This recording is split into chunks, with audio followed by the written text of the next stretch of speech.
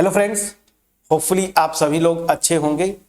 जो next method है initial basic feasible solution किसी भी ट्रांसपोर्टेशन प्रॉब्लम को निकालने का, वो क्या है?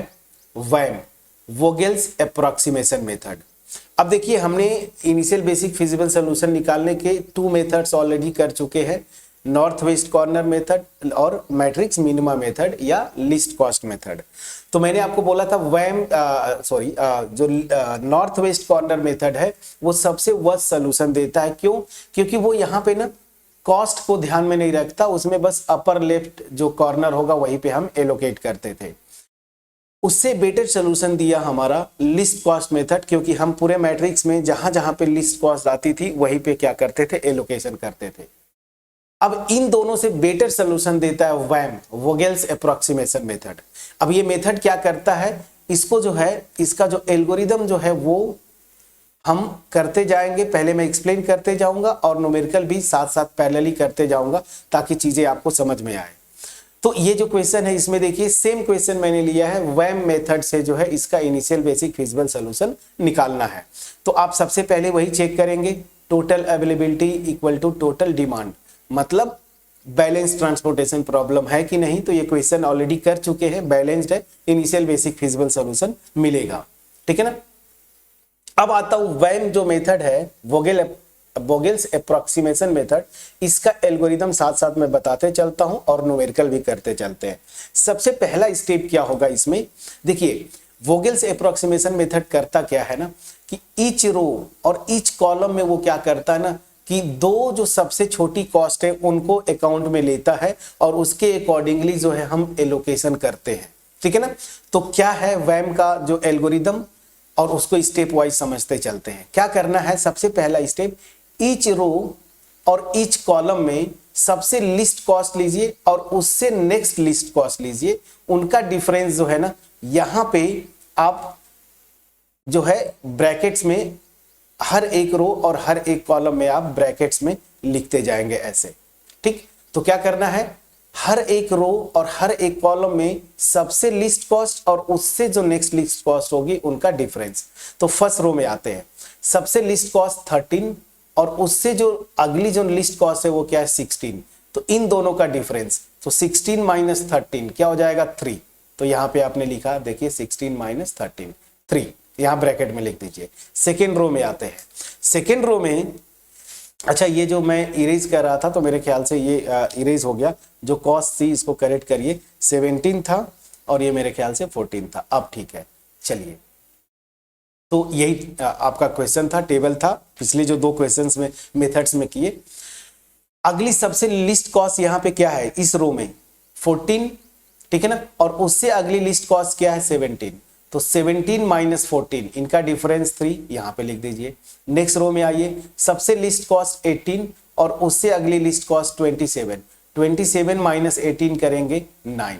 तो हर एक रो में ये डिफरेंसेस निकाल लिया। अब आप कॉलम में आइए, फर्स्ट कॉलम में सबसे लिस्ट कॉस्ट 17 और उससे अगली लिस्ट कॉस्ट क्या है? 21। तो 21 माइनस 17 करेंगे तो ये आ जाता है आपका 4। प्लीज चेक करिएगा।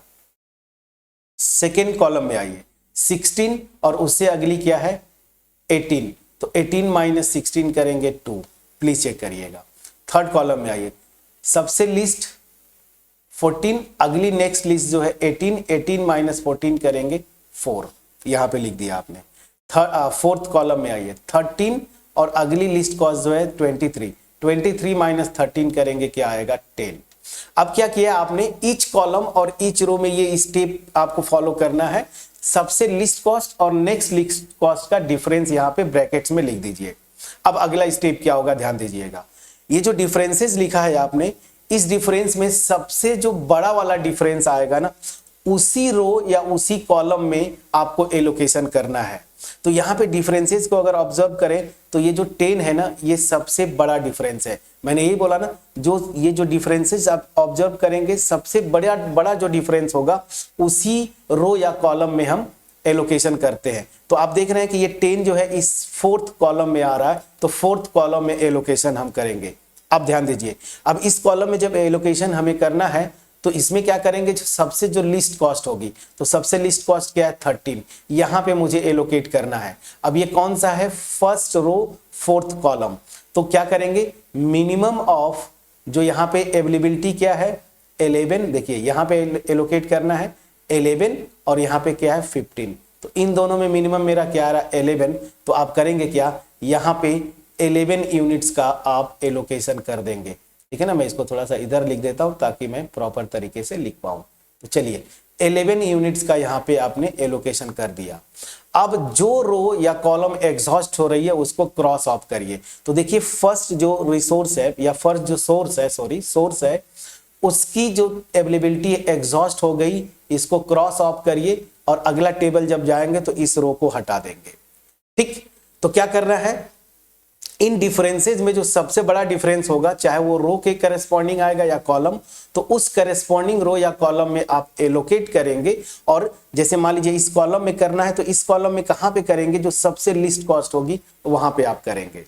ठीक, अब एक और कंडीशन, अगर टाई सिचुएशन आ जाए, फॉर एग्जांपल जैसे यहाँ पे 10 है और यहाँ पे भी डिफरेंस 10 आता, तो सबसे जो लार्जेस्ट जो डिफरेंस है उसी रो या कॉलम में करना है ना, तो फिर उस केस में क्या करेंगे, जब टाई सिचुएशन आएगा तो इस कॉलम में जाएंगे देखेंगे लिस्ट कॉस्ट क्या है, और इस रो में जाएंगे देखेंगे लिस्ट कॉस्ट क्या है। तो जहां पे लिस्ट कॉस्ट आएगी ना उसी पे आप एलोकेट कर देंगे। अगर टाई सिचुएशन है, तो टाई सिचुएशन होता तो मैं इसमें जाता तो लिस्ट कॉस्ट 18 है और इस कॉलम में लिस्ट कॉस्ट 13 है, तो मैं 13 पे ही करूंगा। तो टाई सिचुएशन में ये चीज ध्यान रखिएगा। क्लियर हुआ। अब अगले टेबल पे चलते हैं। अब फटाफट करते जाना है आपको। जब अगले टेबल पे जाएंगे फिर से फर्स्ट जो सोर्स है मेरा वो गायब हुआ, तो 2x4 की मैट्रिक्स बननी है। 2x4 की मैट्रिक्स आप बना लीजिए प्लीज, यहां पे चेक करिए। तो 2x4 की मैट्रिक्स आपने बनाया, ठीक है। यहां पे हो गया second and this is my third. ये देखिए A and this is B, C and D. अब जब भी अगला टेबल जब बनाए तो यहां पे मैंने आपको बोला था ना, यहां पे डिमांड था 15 यूनिट्स का, 11 यूनिट मैंने सप्लाई कर दिया, तो यहाँ पे अभी कितना डिमांड बचेगा 4 यूनिट्स। ये बार बार आपको करना है फ्रेंड्स, ये चीज में मिस्टेक मत करिएगा, अदरवाइज आंसर आपका गलत आ जाएगा। बाकी जो है आप एज इट इज लिख लीजिए, जो भी है इसको आप लिख लीजिए। 10 12 कॉस्ट को लिख लीजिए, यहाँ पे 17, यहाँ पे 18, यहाँ पे 14, यहाँ पे 23 एंड दिस इज 32, 27, 18 और 41। अब देखिए यहां पे डिफरेंस निकालिए, तो फिर वही डिफरेंस करना है ईच रो ईच कॉलम में। तो यहां पे लिस्ट कॉस्ट 14, उससे अगली 17, इनका डिफरेंस 17 माइनस 14 3। सेम उसी तरीके से हालांकि जो किया था यही आएगा, तो यहां पे भी मेरा आएगा 9, वो हम लोग ऑलरेडी कर चुके हैं, 18 और 27 ना।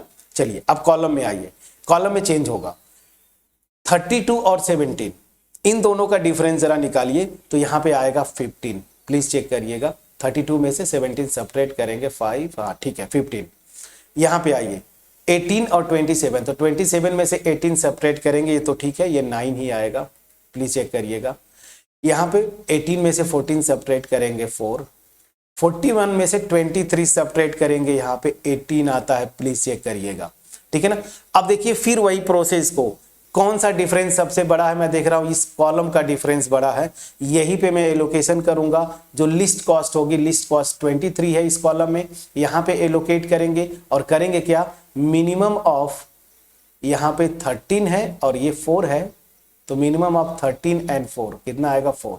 तो 4 यूनिट्स का आपने यहाँ पे एलोकेट कर दिया। अब ये कॉलम एग्जॉस्ट होता है, इसको क्रॉस ऑफ करिए। अब अगले टेबल पे मूव करिए, तो अब क्या बचेगा, 2x3 का कॉलम आएगा। अब सॉरी मैट्रिक्स आएगी, 2x3 का लिख लीजिए। यही प्रोसेस आपको बार बार रिपीट करते रहना है फ्रेंड्स, प्लीज चेक करिएगा, ठीक है ना। चलिए ये हो गया मेरा सेकेंड एंड ये थर्ड, यहां पे ए बी और सी। अब जरा ध्यान दीजिए, सेकेंड में क्या था, 13 यूनिट की अवेलेबिलिटी थी, 4 यूनिट आपने यहां पे सप्लाई कर दिया, तो अभी कितना बचेगा अवेलेबिलिटी 9। ये चीज आप बार बार करें और बाकी एज इट इज होता है तो बाकी एज इट इज लिख दीजिए। तो यहाँ पे 6, 10 और 12 प्लीज चेक करिएगा। जो रो या कॉलम क्रॉस ऑफ हो गया उसको हटा दीजिए अगले टेबल से। अब कॉस्ट लिख लीजिए, 17, 18, 14, 32, 27 और 18। क्लियर। अब बार बार फिर वही रिपीट करना है। अब फर्स्ट रो में आइए 14 और उससे अगली लिस्ट कॉस्ट 17, इनका डिफरेंस 3। यहाँ पे देखिए 18 और नेक्स्ट जो है वो 27, सबसे लिस्ट 18, उसका नेक्स्ट जो लिस्ट जो है 27, इनका डिफरेंस निकालेंगे तो अगेन ये 9 आएगा। कॉलम वाइज जाते हैं, 32 में से 17 करेंगे, डिफरेंस मेरा अगेन आएगा 15। ये ऑलरेडी यहाँ पे किया हुआ था ना। 18 और 27 अगेन यहाँ पे आएगा 9, और देखिए 14 और 18 यहाँ पे आएगा 4। सबसे ज्यादा डिफरेंस कहाँ पे है उसी रो या कॉलम में, तो यहाँ पे 15 है, तो मतलब इस कॉलम में मैं एलोकेट करूंगा कहाँ पे, इस कॉलम में जो सबसे लिस्ट कॉस्ट है यहाँ पे। तो यहाँ पे क्या करेंगे, मिनिमम ऑफ 9 एंड 6, तो 6 और 9, देखिए 6 और 9 का मिनिमम क्या है 6, ये एलोकेट किया, ये मेरा कॉलम जो है क्रॉस ऑफ हो गया। प्लीज चेक करिएगा, क्रॉस ऑफ हो गया। तो यहीं पे एक टेबल मैं यही बना लेना चाहिए था, चलिए यहीं पे मैं बना देता हूं। अब क्या आएगा, 2 क्रॉस 2 की आएगी, तो यहीं पे मैं लिखता हूं, कोशिश करता हूं आ जाए, थोड़ा छोटा कर लेंगे, ठीक है ना। चलिए, तो 2 क्रॉस 2 की आई। अब यहां पे ध्यान दीजिए, यहां पे क्या है, मेरा जो एग्जॉस्ट हुआ है वो ये डेस्टिनेशन, तो सेकेंड और यहां पे थर्ड, और यहां पे बी और सी। अब ध्यान दीजिएगा, सेकेंड पे अभी अवेलेबल था 9, 6 यूनिट का सप्लाई कर दिया, कितना अभी बचेगा 3। ये चीज बार बार आपको करना है, मैं बोल रहा हूं, ठीक है ना। और बाकी तो खैर ऐसे लिख लीजिए, 19, यहां पे जो है 10 और यहां पे 12। फिर से वही डिफरेंस आप लिखेंगे। चलिए डिफरेंस लिखिए, पहले कॉस्ट लिख लूं, 18, 14, ठीक है ना, 27 और 18। चलिए अब क्या करना है, डिफरेंस, तो 14 और 18 का डिफरेंस, चलिए अब यहाँ पे लिख दिया मैंने 4। प्लीज चेक करिएगा, यहाँ पे मैंने अब आगे लिखना चाहिए था, स्पेस नहीं है तो मैं यहाँ पे लिख देता हूँ 18 और 27। प्लीज चेक करिएगा, ये आता है 18 और 27, प्लीज देखिएगा 9, ये ऑलरेडी करते आए हम लोग। 18, ये देखिए 27 और 18, हालांकि यहाँ पे भी इनका डिफरेंस जब निकालेंगे ये भी 9 आएगा। और यहाँ पे देखिए 14 और मतलब 18 और 14 का डिफरेंस निकालेंगे तो 4 आएगा। अब देखिए यहाँ पे टाई सिचुएशन की बात कर रहा था, टाई सिचुएशन आ गया। इस रो में मतलब थर्ड रो और फर्स्ट कॉलम दोनों का डिफरेंस लार्जेस्ट है 9, 9। तो यहाँ पे क्या करेंगे, टाई सिचुएशन, तो आप जाएंगे कि इस कॉलम और इस रो में सबसे मिनिमम कॉस्ट क्या है। तो मैं देख रहा हूं कि इसमें भी मिनिमम 18 है, इसमें भी मिनिमम 18 है, तो मैं किसी भी एक में एलोकेट कर दूंगा। तो चलिए मैं यहीं पे कर देता हूं। तो यहाँ पे देखिए 3 और 10, तो मिनिमम क्या है 3 यूनिट्स को मैंने यहाँ पे एलोकेट किया, ये मेरा फुलफिल हुआ, इसको क्रॉस ऑफ किया। अब अगली जो मेरी आएगी एक टेबल 1, ये देखिए 1 क्रॉस 2 की आएगी, इसको आप लिख लीजिए। थर्ड यहाँ पे बी और सी, यहाँ पे कॉस्ट लिख लीजिए 27, और यहाँ पे जो कॉस्ट है मेरी,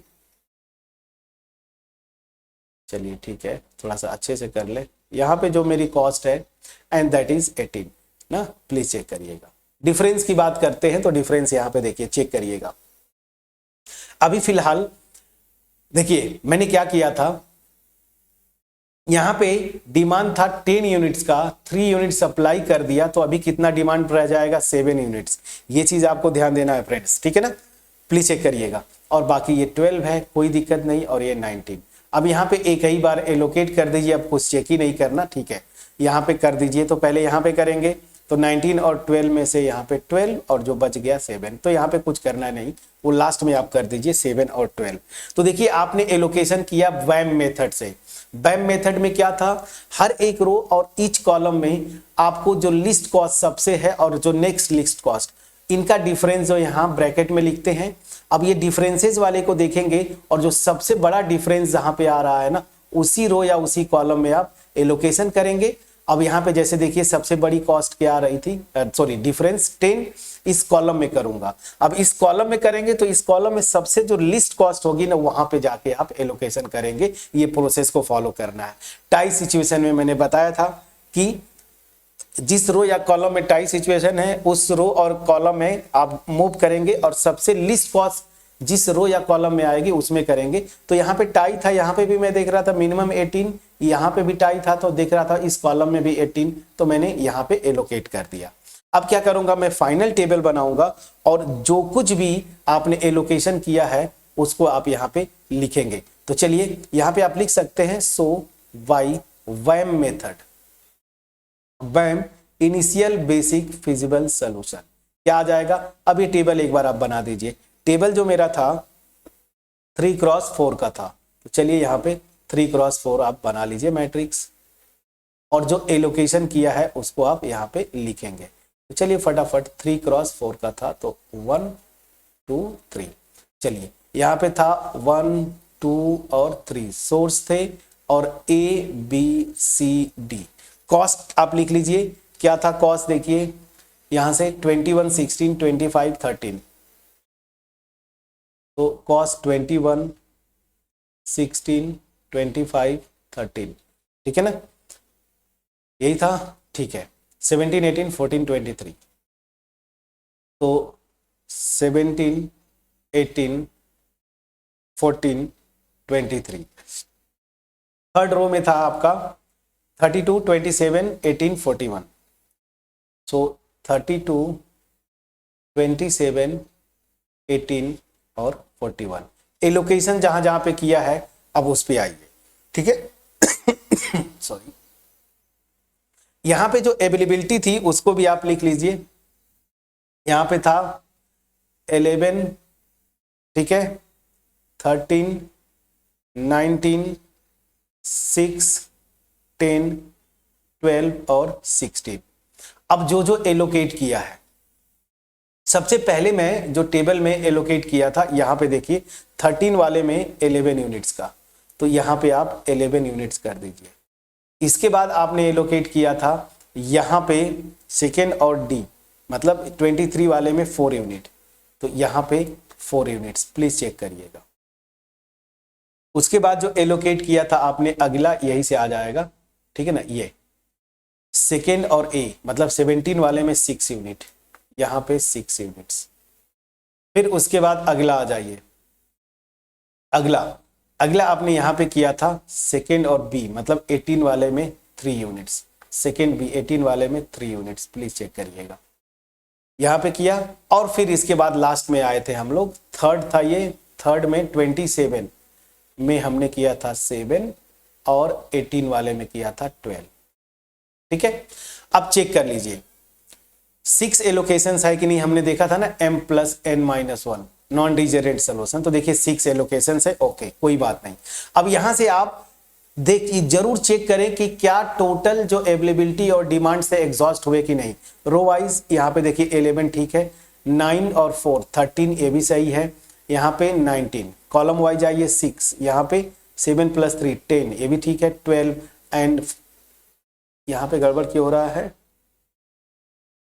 यहाँ पे गड़बड़ क्यों हो रहा है, 16 मैंने लिखा है, गलत लिखा है क्या, ओ सॉरी 15 था, वही मैं कह रहा हूँ गड़बड़ क्यों लिख रहा हूँ, यहाँ 15 था, ठीक है ना, ये 15 था फ्रेंड्स, सॉरी, ठीक है। चलिए ये मेरा 15 था, बिल्कुल सही है, 11 और 4 15।